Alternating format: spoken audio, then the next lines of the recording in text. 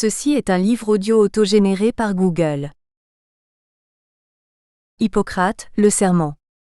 La science médicale doit être avant tout la connaissance des causes de l'apparition ou de la disparition des maladies, car la thérapeutique en découle suivant le principe que la maladie est guérie par ses contraires. Seule la connaissance des causes peut éliminer le hasard qui est le contraire de l'art. Ces causes doivent être cherchées principalement dans les changements brusques contraires à l'habitude, que ce soit dans le régime ou dans le climat. Ces changements brusques entraînent un déséquilibre des composants élémentaires du corps humain, qualité ou humeur, qui, dans l'état de santé, sont équilibrés et mélangés, crasent. La thérapeutique, qu'elle soit pharmacologique ou diététique, doit rétablir l'équilibre initial en procédant, si possible, graduellement. Cette jeune femme qui s'avance, recouverte d'une toge noire surmontée d'un trait d'hermine, est pâle. Depuis quelques mois, la date fatidique s'approche. Elle a dû s'entendre avec le secrétariat de la faculté de médecine. En accord avec son président du jury, choisi également par elle. Tout cet enchaînement irrémédiable se met en place peu à peu. Elle va soutenir sa thèse de médecine, passage obligé pour clore cet épisode qui n'en finit plus dans sa vie de futur praticien. Je me souviens de cette salle de soutenance au rez-de-chaussée de la faculté, donnant directement dans le hall. Depuis le début de mes études, combien de fois ne suis-je pas passé devant pour me rendre vers le secrétariat ou vers la bibliothèque? Ou bien lors d'examens, pour rejoindre les toilettes. De temps à autre, les doubles portes s'ouvraient. C'était le temps de la délibération du jury. Les familles, les proches, les collaborateurs en profitaient pour rassurer celui qui allait entrer pour de bon dans la peau d'un docteur en médecine. D'autres tiraient sur une cigarette salvatrice, y allant de leurs remarques. Et moi je passais devant cette petite assemblée, où parfois un visage m'était familier. Cette étape me paraissait encore tellement lointaine, de si nombreux partiels à réussir, les années s'alignaient, 1, 2, 3, les voyages en Amérique du Sud, 3 encore car la Colombie m'avait retenu, les couloirs, mon poste d'assistant en anatomie, encore quelques examens passés à la sauvette entre 2 avions et un job d'infirmier pour payer le tout, encore une 3e année pour parfaire mon espagnol. Et puis la 4e année. Encore les portes battantes, mes contemporains cette fois-ci qui soutiennent leur propre thèse, ils n'ont pas voyagé. Et toujours les cigarettes qui s'allument dans la salle de soutenance même, il n'y avait pas encore les coins fumeurs. Une pause, le Pacifique à $5 par jour, souvent gagné en chargeant un bananier. Puis le retour dans ces amphithéâtres. Le terme approchait, moi aussi au milieu de ces pérégrinations, je ne faisais que reculer pour mieux sauter. Ma propre soutenance de thèse viendrait à son tour. Je pensais alors au temps de Galilée, où l'on soutenait que la circulation du sang n'existait pas, quel chemin parcouru. La déontologie médicale traite des devoirs professionnels des médecins. Le père en serait Hippocrate et son serment la référence ultime. Au Moyen Âge, la déontologie suit les préceptes ecclésiaux. À la Renaissance, elle reflète les aspirations humanistes de l'époque. Au siècle des Lumières, l'accent est mis sur les droits de l'individu, donc sur le devoir pour le médecin de ne rien révéler des confidences du malade. C'est le XIXe siècle qui fait revivre le serment d'Hippocrate. Mis au goût du jour, il légitime à la fin du siècle la déontologie que les syndicats médicaux, enfin officiels, demandent à leurs adhérents d'observer. Le respect de la charte médicale devient la pierre de touche dans les années 1920. Libre choix du médecin par le malade, liberté des prescriptions, entente directe en matière d'honoraires, paiement direct des honoraires par le malade au médecin. Les puristes ne peuvent séparer le nom d'Hippocrate de celui de Cos, où il naquit en 460 avant JC, mais c'est Platon qui lui donnera ses lettres de noblesse, Aristote aussi. Il est l'héritier des Asclépiades, ces prêtres médecins initiés de l'école d'Asclépios, mieux connus de nous sous le nom d'Esculape. Demi-dieu de la mythologie grecque. On remontait alors bien plus loin, vers 1500 avant JC en Égypte. L'enseignement hippocratique fera la synthèse des connaissances de cette école initiatique. Il fallait pour y accéder faire preuve de sincérité et de son mérite. Il y avait donc recherche philosophique, et pour la recevoir il fallait en être digne et passer des épreuves qui étaient sanctionnées par un serment. Celui-ci n'a plus guère de rapport dans ses fondements avec ceux qui se sont succédés depuis 1834 en France. La médecine a évolué et dans ses buts, et dans ses quêtes, et dans ses moyens. Donc en son essence même. La médecine hippocratique était de nature métaphysique et expérimentale car à cette époque, on associait l'observation physique et psychique. Ceci avait autant de valeur. Quel que soit le procédé, le but à atteindre était la prévention des maladies et la guérison. Il s'agissait d'une médecine rationaliste mais non matérialiste. Le divin se confond en effet avec la nature et la nature, comme pour Paracels, est la source de la guérison. Il fallait apprendre à aider la nature en l'être humain, à vaincre la maladie avec une thérapie simple et naturelle. On le verra dans l'évolution du serment lu désormais depuis 1996 par les récipiendaires, où une place est laissée à la bonne appréciation du praticien dans l'agonie de l'homme qu'il ne faut pas prolonger. Euthanasie, bonne mort, mort douce et sans souffrance, rien qui rappelle les anciens Grecs où la mort devait être violente. Socrate la voulait publique, et la ciguë n'avait rien de doux. Le maître pouvait choisir la cause de sa mort, ainsi que le jour, ce qu'il fit, puisque sa vie pouvait rester sauve, ce qu'il refusa. Je me souviens, nous étions quelques étudiants déjà avec quelque expérience et nous nous trouvions au chevet d'une vieille dame édentée et parcheminée. Nue dans ce lit du service de réanimation pour adultes, parcouru de drains urinaires et bilieux, de perfusion de sérum glucosé à 10%, de plasma encore non protégé contre les hépatites à venir, les années 80, des hématomes nombreux çà et là sur ce que nous apercevions de ses maigres membres, restes indélébiles de quelques vilains trocards. Elle était là, immobile, la gorge sèche, maintenue artificiellement en vie par ses pouces seringues savamment réglées en millilitres par heure. Le visage de la mort rôdait sur ce visage pourtant riche en heures de vie qu'aucun d'entre nous n'imaginait. Nous étions là à nous faire conter son histoire, la seule qui pouvait nous intéresser, celle qui s'était écoulée depuis la veille. Un acte désespéré qui avait mené cet inconnu au service des urgences où je faisais un stage.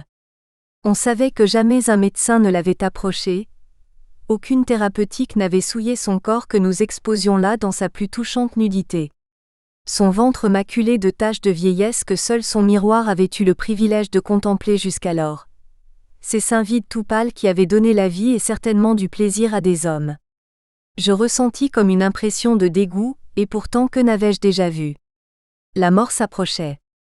L'infirmière aussi pour lui prendre le pouls, misérable lien qui empêchait encore cette pauvre vieille de rejoindre ses souvenirs, ses espoirs de toute une vie recueillie peut-être. Ce sexe encore fourni, tout blanc, pas sec, propre malgré la sonde qui le reliait à une poche qui devait être régulièrement examinée. Une des paupières est restée vaguement ouverte après l'examen du chef de clinique. La pupille réagit bien, mais les yeux vagabondent. On la croirait morte, et ce n'est que le scope qui trône assourdissant à ses côtés qui rassure, elle est vivante. Pourtant le tracé est irrégulier, et les artères de cette femme ont dépassé depuis longtemps les 90 ans. L'auxiliaire a terminé de vérifier, l'interne à son tour cherche à palper la rate chez la moribonde qui est déjà tournée vers d'autres cieux. La nudité persiste, et déjà une vingtaine de personnes sont passées depuis quelques minutes dans la non-intimité de ce box de réanimation. Mais personne ne fait attention à elle, sauf nous qui sommes là pour nous laisser enseigner et admirer l'art de déshabiller la maladie. Les draps ont été remis, et le souffle de la vie paraît immaculé subitement. Quel contraste que cette femme grise, au ventre dévoilant les contours de ses intestins tant elle est maigre, et au sexe encore plutôt beau. On se croirait presque devant Jésus, dans les bras de sa mère après l'agonie. Et nous sommes tous là en Vierge Marie à contempler ce linceul, mais la comparaison s'arrête là. Le descriptif se poursuit. Celui dont la garde se termine continue l'histoire qui s'est tragiquement écrite depuis cette nuit, alors que je mangeais un bake-off avec des amis, que mes voisins regardaient pivot et que dans la maison en face une femme blonde s'ennuyait. Minuit, cette vieille que la vie ne retenait plus, que la solitude de ses 95 ans autorisait à ne plus être jugée, cette femme désormais abandonnée au jugement d'un interne, d'une chef de clinique, de quelques étudiants, allait trouver une vie nouvelle qui lui échappait totalement. Au nom de la morale, chacun allait donner son avis médical sans se laisser engluer dans des considérations philosophiques. Nous étions alors dans l'éloquence médicale, celle qui permet de s'arroger le pouvoir décisionnel. La vraie éloquence pourtant se moque de l'éloquence. La vraie morale se moque de la morale. c'est-à-dire que la morale du jugement se moque de la morale de l'esprit qui est sans règle, car le jugement est celui à qui appartient le sentiment comme les sciences appartiennent à l'esprit. Chacun voulait donner son opinion, et pourtant nous autres étudiants, nous nous gardions bien d'émettre le moindre avis, nous étions là pour apprendre, non pour juger. Il y avait la rate, le pouls, l'auscultation, quelle aubaine ce corps se laissant faire. Et cependant une voix s'éleva, derrière moi. Nous venions d'apprendre que cette pauvre vieille avait décidé de mettre fin à ses jours, et que sans notre intervention, elle serait aux côtés de l'aimé disparu, aux côtés de ses rêves. L'honneur lui appartient d'avoir ouvert la porte à quiconque osera, d'une âme belle et forte, pour vivre dans le ciel, en la terre mourir. Cette voix s'élève, pure, spontanée, jeune, pas encore dégradée par les limites de la connaissance, par la souffrance de l'autre, par la lente forge de ce masque que chaque médecin doit se construire pour cacher ses limites. C'est Bruce, il est plus âgé que nous tous. Il vient d'Amérique du Nord, cette terre où les compromissions ne sont pas les mêmes que les nôtres. Il est choqué et il le dit. Qu'on respecte le choix de cette vieille. Elle a voulu partir, elle avait ses raisons. Comment peut-on la violer dans tous les sens du terme? Si cette voisine n'était pas intervenue, que ne serait-elle mieux là où son désir profond la portait? Arrêtons ce simulacre. Moi, si j'étais médecin, j'aurais honte. La voix de Bruce a parlé, même si elle est accompagnée de l'accent de son terroir de la Californie de l'Est, celle des routes qui n'en finissent plus, là où les pompes à essence illuminent les escales. Le chef de service s'est ressaisi. Je me souviendrai toujours des lames de feu que ses yeux lâchèrent vers ce jeune qui avait eu le courage. Lui. Nous craignîmes pour ces quelques mots de vérité sortis du fond des larmes. Je ne prolongerai pas abusivement les agonies. Je ne provoquerai jamais la mort délibérément. Bruce, tu n'as pas encore prononcé ce serment, tu ne sais pas ce que c'est, quand tu seras tout seul, que feras-tu? Quel combat! Quel courage cependant! Tu m'as appris le dégoût du mépris, le respect de l'individu. Cette médecine était appelée un art, techné, terme qui malheureusement devint plus tard pour les non-initiés une simple technique, sans aucun fondement spirituel. Viendront en effet toutes les époques de la médecine qui s'adaptera à l'histoire faute de pouvoir évoluer véritablement dans son savoir. Vinrent les partisans du rationalisme froid, sectaire et matérialiste, puis ceux de la médecine spiritualiste, rationaliste, expérimentale et métaphysique. Les corps des hommes et de tous les animaux se nourrissent de trois sortes de choses: d'aliments, de boissons et de force vitale. Cette force vitale est à entendre selon son aspect littéral grec, l'énergie vitale invisible. Aujourd'hui cette dernière n'a plus sa place, car elle nous paraîtrait incompréhensible. Le premier souci du futur médecin est de rétablir, de préserver ou de promouvoir la santé dans tous ses éléments, physiques et mentaux, individuels et sociaux. Il doit s'y engager. Toute cette succession de et ou que les Grecs honnissaient. La séparation du physique et du mental est bien le propre de nos sociétés actuelles. L'individu et le social se doivent aussi d'être distincts, alors que du temps des aristotéliciens ils étaient indivisibles dans la vie quotidienne. La force vitale se nomme aussi souffle vital dans tous les corps et dans l'air hors des corps. Sans elle, rien ne prend naissance. Elle n'est absente de rien. L'intervalle immense qui sépare la terre du ciel est rempli de cette énergie vitale éthérée. Elle donne la santé à l'homme et rétablit ses défenses naturelles dans la maladie. La santé, cette convenable disposition et tempérament des humeurs et des parties d'un corps animé qui est cause qu'il fait bien ses fonctions, nous dit la Furetière. Mais aussi qu'elle se dit figurément en choses spirituelles et morales. On la retrouve chez les nouveau-nés où l'innocence baptismale, l'abstinence du péché, est ce qui établit la santé de l'âme. Dans son serment, Hippocrate ne parle à aucun moment de santé. On retrouve le même rang sur lequel seront mis le maître en médecine et les parents du futur praticien, la notion de savoir qu'il faut partager avec le premier jusqu'à subvenir à ses besoins lorsqu'il sera devenu vieux. Ses frères et ses enfants seront à considérer comme les siens propres, et à son tour on leur enseignera sans salaire ni engagement. Plus loin on retrouve les conseils de vie à donner aux malades pour les soulager, et écarter d'eux tout ce qui peut leur être contraire ou nuisible. Il s'agit également de ne pas remettre de poison, même si on me le demande et je ne conseillerais pas d'y recourir. Je ne remettrai pas de pessairs abortifs aux femmes. Nous sommes au IVe siècle avant J.C. Nulle part le mot santé. On ne peut promettre ce qu'on ne peut tenir. Le médecin ne peut apporter la bonne santé, seul le dicton populaire lui attribue cet engagement. Que l'on retrouve en début de repas, ou lorsqu'un verre est levé. Les anciens parlent de régime diététique, déjà, à l'avantage des malades selon le pouvoir et le jugement de celui qui s'engage.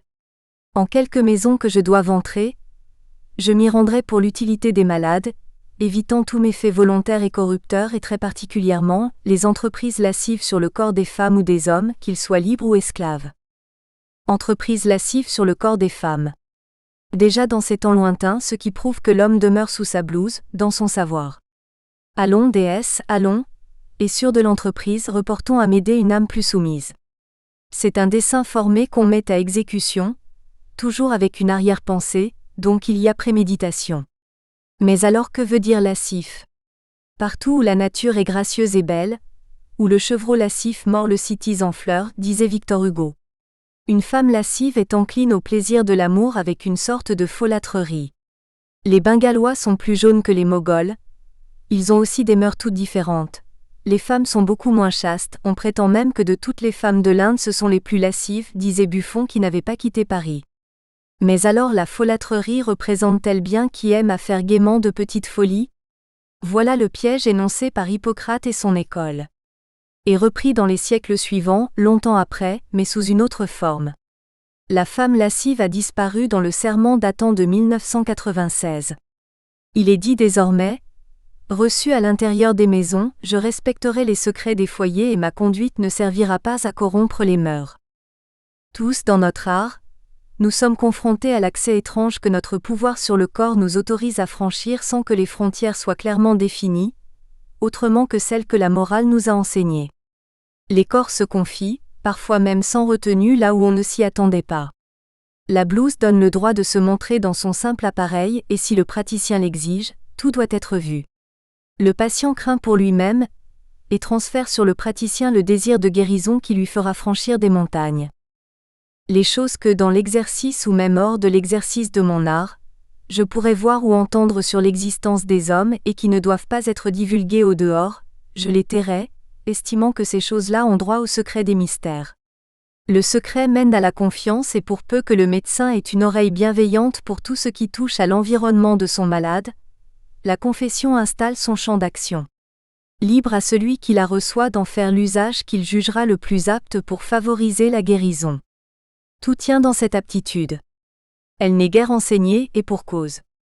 Elle le serait que peut-être peu nombreux seraient les médecins aptes à détenir le pouvoir d'ordonnance.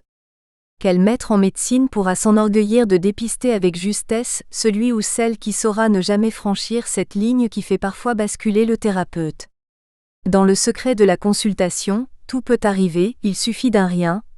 La confiance que le malade donne à son praticien peut tout autoriser, surtout pour des âmes simples. Un pouvoir de dépendance très subjective au départ. Ne vous laissez pas tenter par la beauté d'une femme, et ne commettez pas un adultère avec elle. Nous ne sommes plus avec Hippocrate, mais dans le serment médical d'Asaph. Ce juif, originaire de Palestine au 7e siècle, enseignait en Syrie. Il a écrit le premier grand livre de médecine hébraïque dans lequel il donnait un aperçu général de la médecine et insistait sur l'étude des plantes et sur leur valeur thérapeutique. Asaph ha-Yehudi défendait l'idée que les pauvres doivent être soignés gratuitement et affirmait que le sang circule dans les vaisseaux et que l'humeur et les maladies des parents sont transmises par le sperme à l'embryon au moment de la fécondation. Plus de 1000 ans avant Harvey et Mendel. Vous ne devez pas vous engager dans la voie des charlatans qui charment, exorcisent et ensorcellent, afin de séparer le mari de sa chère épouse et celle-ci du mari qu'elle a choisi dans sa jeunesse. Nous sommes toujours avec Asaph et décidément tous ces serments ont en commun ce pouvoir de défaire le couple, de faire succomber la femme de nature faible et concupiscente. L'homme paraît plus protégé et si le médecin doit mal agir, ce sera toujours par la faute de l'épouse. Nous sommes à une époque où cet art était réservé aux hommes, et il le sera très longtemps. Et où le secret des intérieurs était réservé aux prêtres et aux médecins. On est encore loin de pouvoir soulever les vêtements pour procéder à l'examen clinique, mais cette seule promiscuité va favoriser les tentations. Et pourtant, Au fil des siècles, les hommes de l'art les ont connues, ces situations non préméditées qui prêtent à l'équivoque. La femme examinée qui peut y chercher la confirmation involontaire de son pouvoir sur cet être qui détient le savoir. Et ce praticien qui n'en reste pas moins homme et détient dans ses tripes les charges et décharges de catécholamine qu'un désert ne parvient pas à faire disparaître, peut chavirer s'il est faible ou si les attaques se confirment. Tout doit être clairement établi dès le début de la consultation, et aucune hésitation ne doit semer le doute. Cela s'apprend vite. Tant qu'on n'a pas palpé un abdomen, un thorax, un cou, une jambe et bien sûr un crémaster, qu'il soit féminin ou masculin, on peut tout craindre. Puis vient le jour du premier examen en public, et tout se passe sans aucune difficulté. Le plus naturellement, comme si depuis toujours ces gestes étaient enfouis au fond de nous. Une sorte d'héritage génétique qui ressort selon les besoins de chacun. La nudité du corps au bord de la route après un accident me terrorisait quand j'étais petit, comme tous les enfants qui n'ont pas fini leur puberté. La pudeur, cette honte honnête causée par l'appréhension de ce qui peut blesser la décence, s'est insinuée en nous par les méandres de la culture, de la comparaison, de la crainte de jugement des autres. Montesquieu parlait de la nature qui a mis en nous la pudeur, c'est-à-dire la honte de nos imperfections. S'ensuivent alors tous les fantasmes que chacun va fabriquer selon son ego, sa physionomie, son aisance ou sa timidité, le pouvoir des autres sur son paraître, la retenue aussi. Et restera enfouie cette menace à demeurer sensible à l'idolâtrie des malades. La grande masse des praticiens n'y sera jamais confrontée, car insensible par volonté ou par désir de protection. Ou tout simplement par ignorance. Mais il en reste un nombre confortable qui un jour ou l'autre ne restera pas insensible. La chose ne prévient pas, et montrer son cul avec l'autorisation de la faculté n'en demeure pas moins un acte suivi d'une observation, d'une palpation et parfois d'une pénétration, toute médicale soit-elle. Il faut apprendre à faire avec tact, prévenance, mais surtout doigté, autorisation obligée que confère l'expérience. Bossuet dit ce qu'une judicieuse prévoyance n'a pu mettre dans l'esprit des hommes, une maîtresse plus impérieuse, je veux dire l'expérience, les a forcés de le croire. Une fois cette logique comptabilisée et apprise, le pas est franchi et peu à peu la certitude viendra.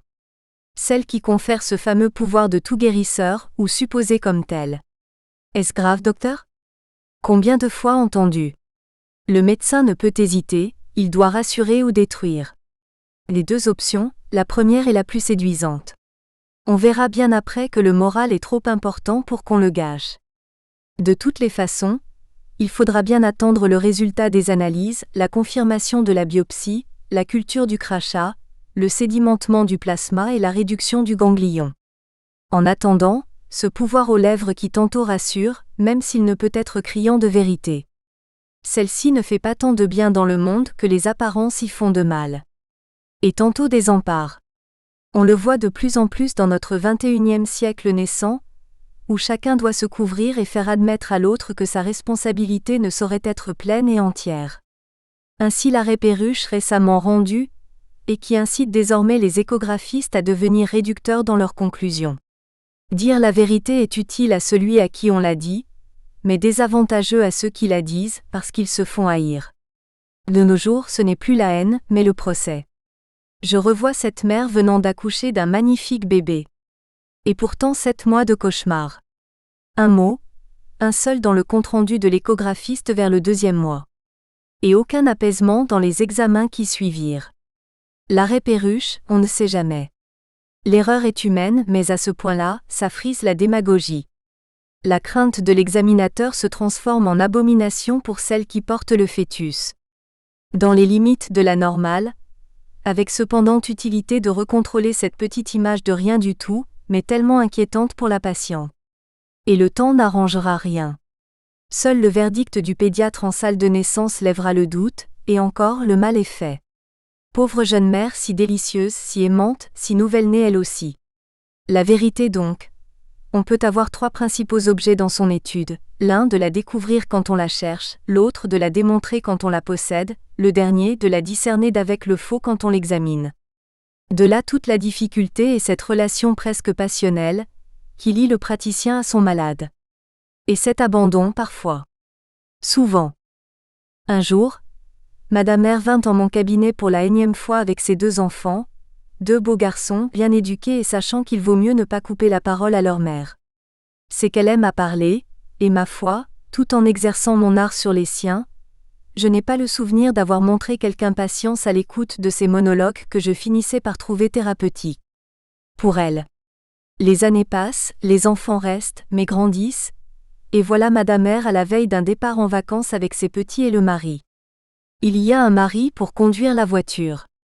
Il faut terminer les piqûres, les vaccins. Docteur, pourriez-vous en profiter pour me faire mon rappel ?